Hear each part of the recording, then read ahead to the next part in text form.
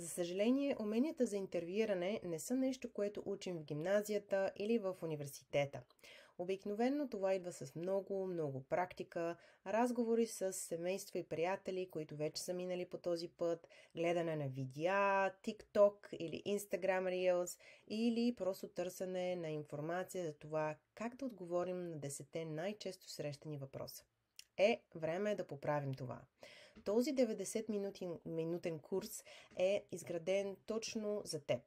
Независимо дали се подготвяш за първото си интервю след университета или вече си на третата или четвъртата позиция в кариерата си. От изключителна важност е да знаеш не само какво се задава по време на интервютата като въпроси, но и защо рекрутерите или специалистите по подбор задават именно тези сложни или прекалено лесни въпроси. Неща от типа на разкажи ми малко повече за себе си. Как се виждаш след 5 години? Защо напускаш сега работодателя си? Кои са твоите силни и слаби страни?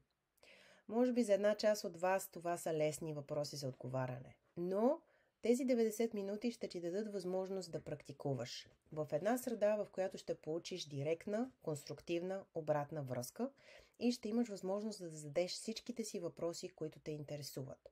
Също така, работата с един бивш рекрутер ще ти помогне да изградиш самочувствие, разбиране на самият процес и една увереност в твоите способности, умения, знания и опит. Надявам се да се срещнем скоро, запиши се за този курс и нека да работим заедно.